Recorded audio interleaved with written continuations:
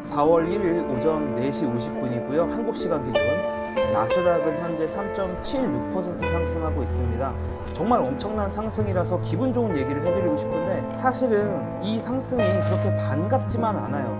왜 이 상승이 그렇게 반갑지 않고 단기적인 상승일 것 같은지는 뒤에서 얘기를 해보겠습니다. 다우지수, S&P 500, 러셀 2000 주요 주가지수 모두 다 2에서 3% 정도 올랐고요. 아시는 분들도 계시겠지만 계속 여행을 다니고 있거든요. 제가 지금 있는 도시는 이 잔다르크의 도시로 알려져 있는 오를레앙입니다. 제가 원래 이태리에서 출발해서 스위스 갔다가 지금 파리까지 가는 길인데 그 사이에 오를레앙이라는 도시를 왔고요. 잔다르크의 도시 오를레앙에 왔으니까 코스피, 나스닥, 오를레앙 약간 이런 느낌으로 오늘 오른 게 아닌가 라는 생각을 하는데 원유로 가서 보면은 유가가 0.64% WTI가 하락을 했고 브렌트는 오늘도 5% 상승을 했습니다. 자, 유가만 봐도 아시겠지만 상승의 힘이 그렇게 강해 보이진 않는 거예요. 진짜 뭐 펀더멘탈적인 변화가 있다면 유가가 내려와야겠죠. 세게 내려와야 되는데 그렇지 않았다라는 거 말씀드리고, 자, 그나마 뭐 다행이라고 할 수 있는 건 야간 선물, 코스피 200 야간 선물도 4% 상승 중이고 코스닥 야간 선물도 2.79% 상승 중이기 때문에 한국의 증시도 매우 좋을 것 같다 이런 생각 들고요. 어제 한국이 4.58% 코스피 떨어지고 코스닥이 5.47% 떨어졌기 때문에 사실 오늘 오른다고 해도 똥똥도 아니야. 그래서 그만 오르는 거에 의미를 부여해 봅시다. 자, 채권도 대부분 상승을 했고요. 이제 금리가 하락했다는 건 채권 가격이 상승했다라는 얘기니까 이것도 좀 긍정적이었고요. 얼마 전까지만 해도 어쨌든 10년물 채권 금리가 거의 4.5%까지도 갔었는데 이제 그것도 좀 안정되는 분위기로 가고 있다 정도로 보고요. 자, 오늘 크게 상승의 요인은 두 가지 정도인 것 같아요. 일단 트럼프가 호르무즈 해협의 재개통 없이 전쟁을 끝낼 의향이 있다고 보좌진에게 밝혔습니다. 월스트리트저널에서 밝힌 얘기인데 월스트리트저널이 빨대가 있는 것 같아요. 그래서 계속 보좌진들이 어떤 얘기를 하는지를 실시간으로 보도를 하고 있습니다. 자, 그러니까 이게 제가 보기에는 헤드라인만 보고 일단 투자자들은 전쟁 끝난다, 전쟁 끝나니까 좋은 일이다 라고 좀 단순하게 생각한 감은 있는 것 같아요. 근데 이게 사실은 뭐랄까요, 문제를 저질러 놓고 해결은 안 하는 거잖아요. 왜냐면 전쟁은 끝내지만 호르무즈 해협은 여전히 닫혀 있을 거 아닙니까? 그럼 이걸 어떻게 해결을 하냐라는 거죠. 자, 그것에 대해서 기사에 따르면 일단 이란에게 외교적으로 압박을 가해서 호르무즈 해협을 개통시킬 거다라는 건데 외교적 압박이 군사작전 없이 먹히겠냐라는 거죠. 지금 이 상황에서. 그리고 또한 만약에 그것이 실패할 경우에 이제 미국은, 워싱턴은 유럽과 걸프의 동맹국들에게 해협 재개방의 주도권을 잡도록 압박할 것이다. 그러니까 다른 나라들 보고 야 너희들이 해봐 라고 하는 건데 미국도 해결을 못하고 있는 상황에서 걸프의 다른 나라들이 어떻게 이것을 해결할 것이냐라는 그런 의문이 들 수밖에 없는 거고, 뭔가 마무리 안 한 상태에서 화장실에서 볼일을 봤는데 뒤처리 안 하고 나오는 것 같은 그런 느낌이 강하게 드는 거죠. 자, 그래서 트럼프가 자신의 트루스 소셜에 뭐라고 올렸냐면 다른 국가들, 그러니까 이번에 이란에게 맞서지 않았던 영국과 같은 국가들에게 이런 얘기를 했습니다. 그냥 너희들이 가서 해결해라.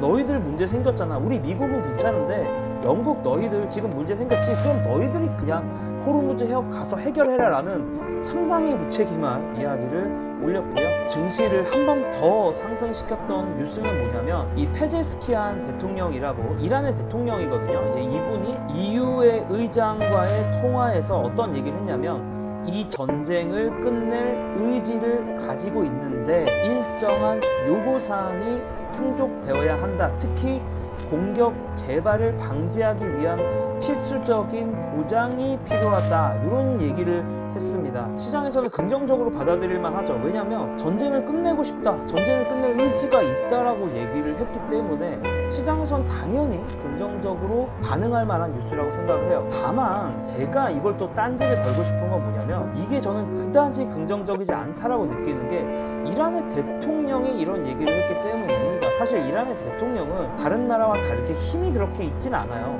진짜 힘이 있는 건 최고 지도자라고 할 수 있는 아들 하메네이나 아니면 현재 무력을 행사하고 있는 이란 혁명 수비대인데 이런 쪽에서 이야기가 나오는 게 의미가 있지 이란 대통령의 발언의 의미는 저는 그다지는 없다라고 생각합니다. 원래도 온건파였던 사람이기 때문에 큰 의미는 없지 않나 이런 생각을 하고 자, 그 외에도 이란의 외무장관은 어떤 얘기를 하냐면 미국과 메시지를 주고받은 건 사실이지만 공식적인 협상을 하고 있지는 않다라고 얘기를 했습니다. 그리고 이란은 휴전을 원하는 것이 아니라 전쟁의 포괄적인 종결을 원한다라는 얘기를 했어요. 미국과 이란이 대화를 하는 건 맞는 것 같은데 이 대화가 미국의 생각대로 이루어지고 있는지에 대해서는 좀 모호한 결론을 볼 수 있는 그런 기사인 것 같고요. 그리고 미국의 헤그세스 국방장관이 이란전이 향후 며칠이 결정적 분수령이 될 것이다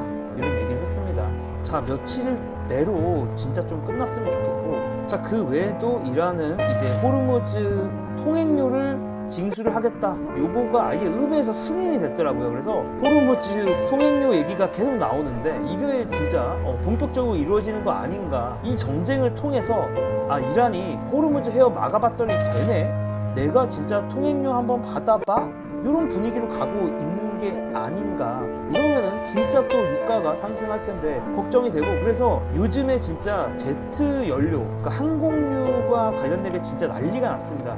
왜냐면 이제 항공유 같은 것들이 중동에서 오는 그 원유를 재가공해서 만들어야 되는데 중동에서 원유가 안 오니까 이 재가공해서 만드는 항공유의 가격도 엄청나게 급등을 하고 있고요. 그래서 항공화물 비용이 3월에 95%가 갱신을 했다라고 합니다. 그래서 2020년 코로나 팬데믹 기간에 세워진 기록을 갱신할 수도 있다라는 얘기가 나오고 있고요. 자, 그래서 뭐 아프리카도 지금 난리가 나서 주유소에서 연료 부족 현상이 일어났고 뭐 인도네시아도 일어났고 뭐 태국도 일어났고 지금 전 세계가 특히 상대적으로 에너지에 대해서 의존도가 높은 국가들이 지금 연료와 관련돼서 큰 곤란을 겪고 있고요.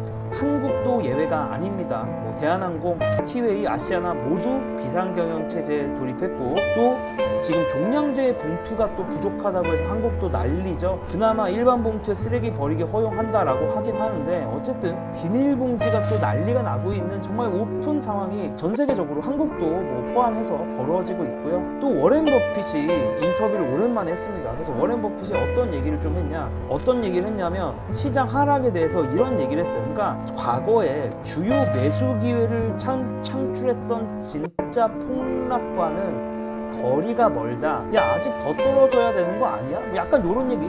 지금 가격은 매력적인 가격이 아니다라는 얘기를 했습니다. 그래서 와, 버핏도 뭔가 그렇게 긍정적인 얘기를 해줄 줄 알았지만 그런 느낌은 좀 아니었고요. 그래서 뭐 긍정적인 얘기 해드리고 싶은데 오늘은 별로 긍정적이진 않았다. 점점 이 상황이 진행될수록 더 큰 피해가 전 세계적으로 있을 수밖에 없고 그나마 희망적인 얘기를 드리자면 시장은 어느 정도 저는 나쁜 상황들을 꽤나 많이 반영한 상황이 아닐까 그런 생각을 저는 좀 많이 하고요. 이게 해결이 되기만 하면 이 모든 게 한 번에 뒤집어질 수도 있는 그런 장이 아닐까라는 생각 들고 어쨌든 다들 좀 힘내자라는 말씀 드리면서 저도 피해가 이만저만이 아닌데 그나마 뭐랄까 여행을 다니다 보니까 증시와는 좀 멀어질 수 있는 부분들도 있는 것 같아요. 여행에 좀 집중하다 보니까 그래서 다들 좀 힘내서 투자 잘했으면 좋겠다라는 말씀 드리면서 저는 또 돌아오도록 하겠습니다. 감사합니다.